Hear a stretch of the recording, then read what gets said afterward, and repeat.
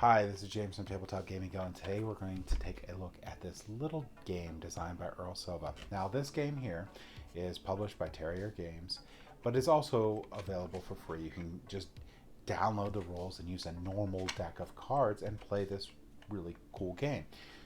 But what we're going to do is I'm going to go down to the table here. I'm going to show you this copy that was produced by Game Crafters for Terrier Games and show you how neat it is. And then we'll come back and I'll give you my final thoughts.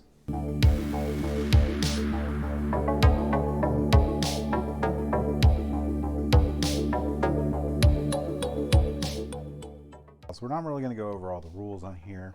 There's a couple really good rule videos already out there. Basically, I'm just going to give you an idea of what you're going to be doing during this game. And I just wanted to point out that this is the version that you can get from them that is not just a deck of cards. So you can play this game with just a deck of cards. The rules are free and they're available on their website, but Terrier Games. But this is really nice. I really like this little tin box here. Looks sort of like an old video game, and the cards here have reminders on the different things they do. So you can see like the different monsters and the abilities on here. Otherwise, you have to have a little cheat sheet to remind you. And I really like how that's all there. And the movement cards will show their numbers on there, which is nice. And then you also have your net track right there. And you have your cards that you have as your player abilities throughout the game. So like here, you could have two sets of Jack, King, and Queen for each player, and each of them are going to do different things throughout the game. These here are going to be like your nets. So you're going to have an old net, a new net, and a pro net. So these are the nets you can use to capture the monsters throughout the game, which I'll show you in a minute. And then these ones here are going to be your special cards that you can use for its abilities during the phase 1, and during phase 2 you're going to use it for like a rock paper scissors style combat. So, and which all this is like detailed on here. So you have your phase 1 ability, Queen Spikes, and then it shows your use during combat in the second round. So the goal of this game in the first phase is to get as many monsters as you can before you go to combat. In the second phase, you're going to go to combat and you're going to try to defeat all the opponent's monsters.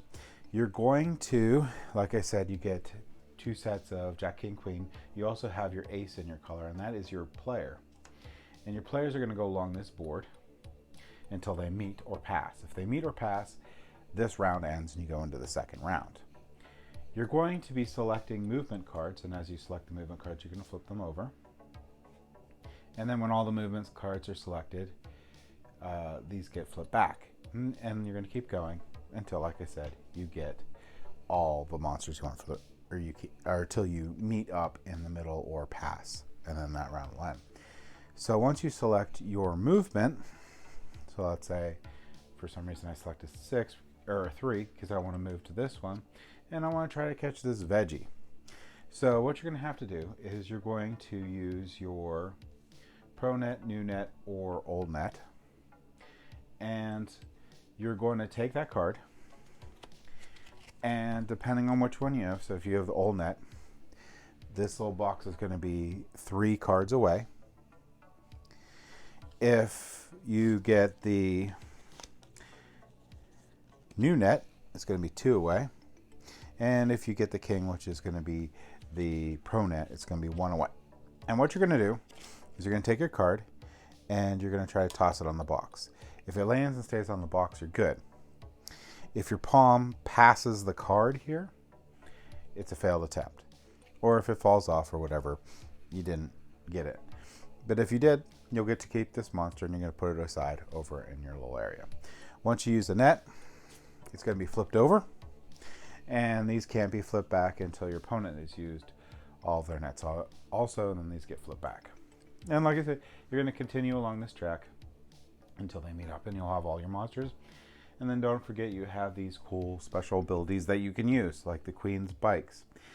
Tired of walking, you decide to stop by the bike shop after some friendly conversation with the owner.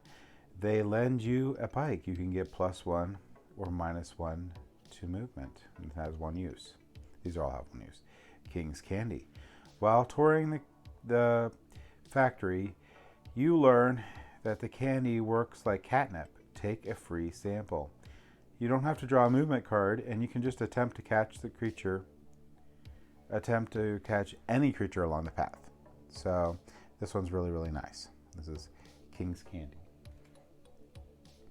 Then you also have Old Man Jack. Old Man Jack.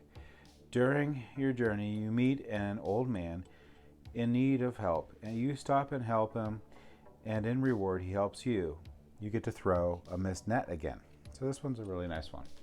Also, like I said, when you go to the combat phase, you can show their abilities across the top, which is really nice. So once you have all the monsters that you've gathered up, this all gets cleared up.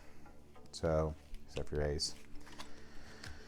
So all the cards that weren't, we'll just randomly grab some for him, weren't done, or weren't grabbed or shuffled up and created into a pile. And then you're going to take these guys that you have and you're going to fight with them.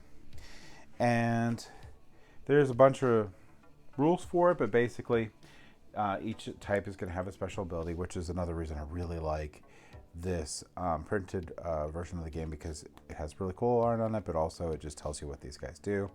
But you're going to fight, and you're going to be using like this rock, paper, scissors style combat here. We'll go over in a second. But know that you can pre-set up these to be either single or sets. If you set them up to be sets, they're going to go up. So basically, a single one's going to do 10 points of damage and have 30 health.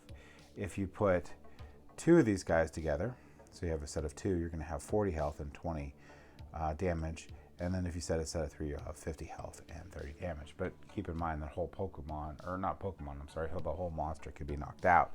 So creating these larger sets can be a problem for you through the combat. If you only have one monster and they have four, you might have a problem. So basically you're going to do I'm going to simplify it, but there's a little chart you could use for this. But you're going to have, this is attack, this is block, this is ability. So if you use attack, you're going to do damage to the opponent's monster unless they use a block. If both people use an attack, you're great. If both people use a block, nothing happens.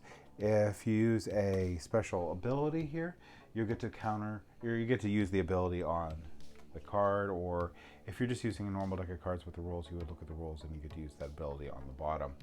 Sometimes the ability includes a block, so it'll be able to block the opponent's attack. That's basically the gist of the combat. You can use these cards from the first round that used to be movement to track health of your monster. Once you go to 0 health, you knock out the monster, and then you have to bring up a new one. And that'll continue until someone runs out of monsters. The person that knocks out all the opponent's monsters wins. So let's go ahead back up to the table here, and I'll give you my final thoughts on Path of Rivals. So I really like this Path of Rivals game. I really like the video game feel that the game gives for going and collecting the different monsters in the first phase and then fighting with them, and then the person with the last monster standing wins. I really like this Game Crafter version that Terrier Games created that gives you the different art, and it gives you the text on the cards of what they do. So I think that really helps with the game itself. Now you can play this with a normal deck of cards, and that is free. You just download the rules and go. And I think that's really great of them, and I think that's really cool. So sort of like a print and play without actually having to print anything, because you can just use a normal deck of cards. However, if you like the game, after you do that, I highly recommend checking this out and probably purchasing this little tin here to be able to have that art on there. You don't need to have the rules printed out necessarily to reference like what all the cards do, because it's on them. Makes gameplay a little bit smoother and a little bit easier to go through, although it's not that bad with the regular deck of cards either. So yeah, that's my final thoughts on this little cool card game. Thank you for watching.